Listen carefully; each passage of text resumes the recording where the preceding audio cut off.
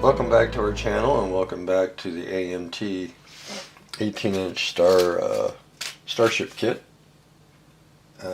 Star Trek.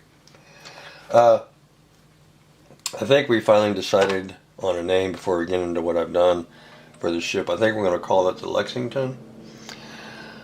Rick from Down the Throat Modeling left me a comment in my last video mentioning a little bit about the history of the Lexington.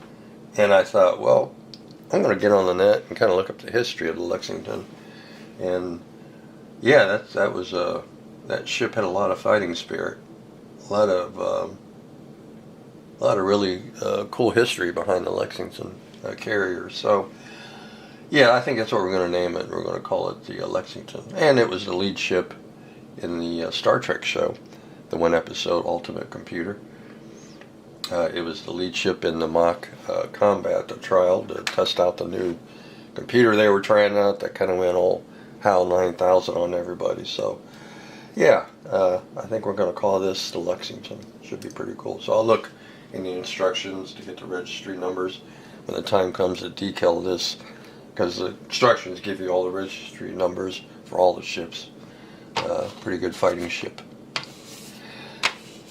Alright, so let's get started on what we've done. You saw me work on the top of the saucer. Now it's time to work on the bottom of the saucer. And since we did the production version for the top half, we're going to do the production version for the lower half. So this is where we're going to be putting on the lower half of the saucer. So to do all that, we pretty much had to just sand everything off, because everything was wrong. So we had to just sand everything off.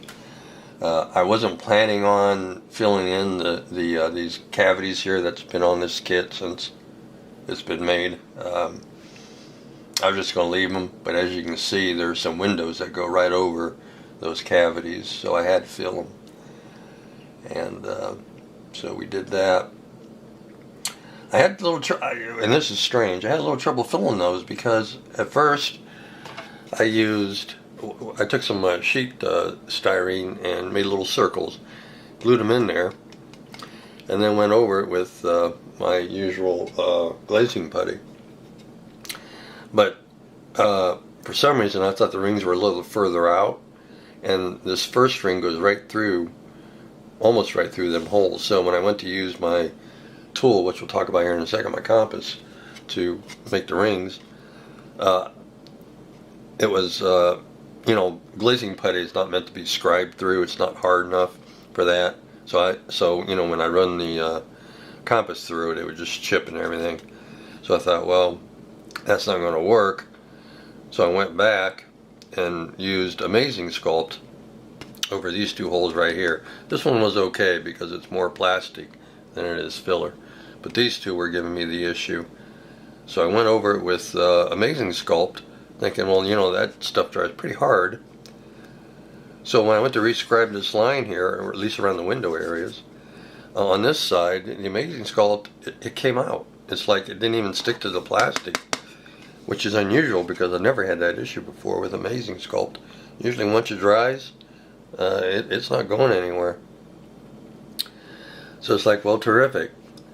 So I had to go back in here, rescribe the lines, then go back on this side anyway, where the window was, because we had a window right in the center of the hole, or the cavity, and carefully use my glazing putty again and fill it around the window and not get any in the window, so that was fun. This one still has the Amazing Sculpt. I'm going to hold my breath that it stays put. But yeah, it's kind of interesting. So on that note, the rings. You had the 3 rings. We had to put new ones on, because the kit had those double raised rings, which were in the wrong spot, more or less. So to put the rings back on and to scribe them into the plastic, we just used our compass. Now my compass, where's it at? I don't know what the hell I did with it. I think I put it away. My compass is a China Freight Special, so it's a cheap thing. I have since then bought a more quality one that I'm not going to have this issue with again if I use it, if I need to use it. But this China Freight one, the problem with this one is that you can't lock the legs, and if you put too much pressure on this when you're making your circle, these legs will move on you and you get a wonky circle. So at the time, this is all I had, and I thought, well, I got to make do with this. I certainly can't freehand it. I'd be all over the place.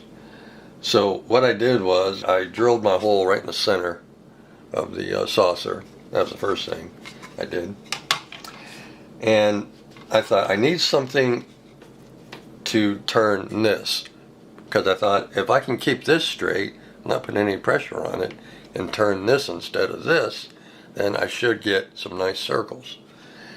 So this is my turntable that you guys seen on my channel since almost day one.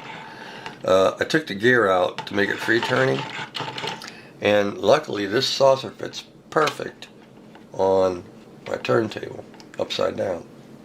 And then basically I took my compass with the steel needle on the one side and kind of held it almost like a record player, a record arm, a needle.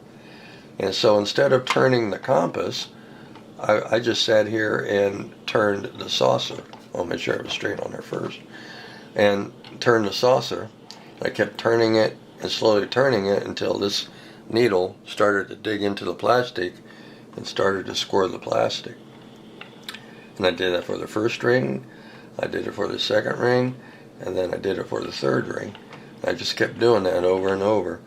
And then when I got the rings on there, I took my Tamiya scriber, which actually came in useful this time. I bought this scriber and I hardly ever use it. I can't scribe with a crap. But and I did the same thing. I held this like a record player needle and just held it there and just slowly turned this and let the scriber clean up my lines, kind of make them deeper and wider a little bit. And that's how we got our 3 rings. Worked out quite well using this turntable. Now, if you're wondering how I knew where to put these rings at, well, we went back to our Windows template kit from Paragraphics, because they have a scale here on the left side of the fret here that gives you your measurements for the new rings. So you have this hole here, C, then you have 1.25 your first ring, 1.625 your second ring, and 2.0 on your third ring. So you take your compass and you take your leg, put it in C, and then for, let's say, the second ring, you'd put it in the 1.625, put it in that hole. I'm trying to see so you can see it on camera, and then there you have your ring measurement, easy peasy. So between your template here and then, in my case, my turntable, we were able to put 3 spiffy new rings on the saucer. And our tool we used was our compass and then our scriber. And then there we go. And then our next step was to put the windows in. So I got to do these yet, but we put our windows in. Now most of these windows on the bottom are square, and I don't have anything small enough to get in there and make square windows. So I have to do it the old school way and just use my X-Acto blade to make square windows. And these windows are pretty small, so it's taken me a while to put these windows in. The round windows that we have here in the back, and then the ones in here in front of the neck, obviously those are easy because they're round. These are easy because, we use the same drill bit on the top side for the bottom nav lights. So that was easy. But these square windows are really slowing me down, but, gotta do what we gotta do. So, yeah, we'll just keep going old school with the X-Acto blade.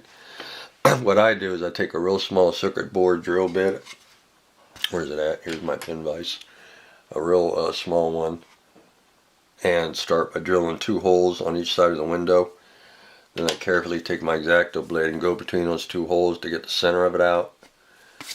And then I just sit here and I just slowly clean both sides.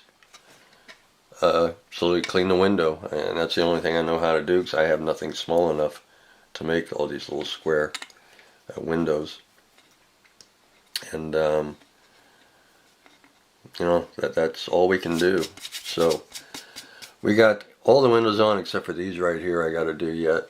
And what I usually do is I usually take my saucer, take my X-Acto blade, my pin vise, and go sit in front of the TV and watch TV and cut the windows, because it seems like before I know it I have them done. So it, for some reason, helps speed up my window cutting. But they're looking pretty good, I think, for being cut by hand. Square windows don't look bad. I can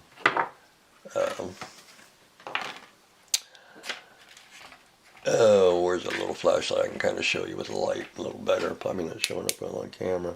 I think this. Oh, there we go. Hopefully you can see the windows there. There we go. So they're coming out okay, I think. And the ones over here came out pretty good. So yeah, that's how we're doing it. That's where we are at, working on the bottom saucer. What we'll probably do, as I said earlier, we'll probably do each sub-assembly a different version, just to kind of mix things up a bit, since we're building, in this case, the Lexington. So we'll use, as I said, we'll use the series version on the saucer. We'll use the second pilot on the secondary, the window arrangement, and then for the cells and their supports, we'll use the first pilot.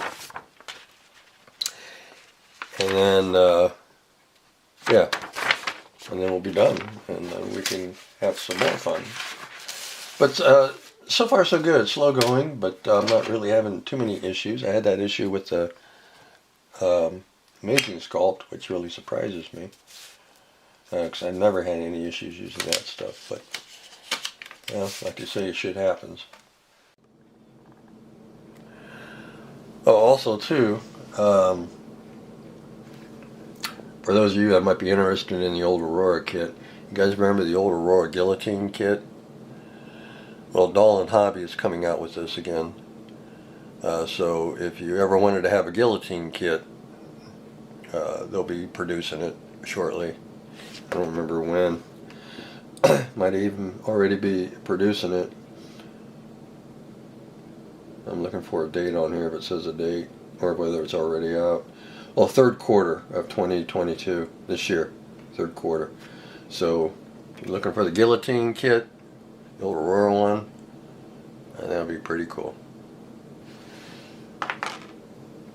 Okay, I just want to add that real quick. So we're just going to continue on putting these windows in. Hopefully I can get these windows in today. Get them all cut and ready to go.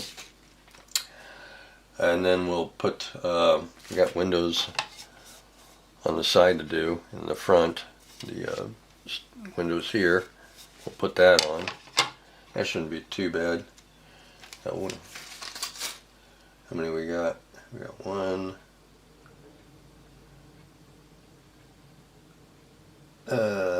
One.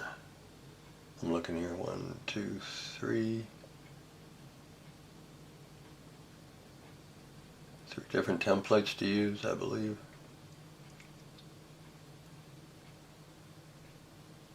4.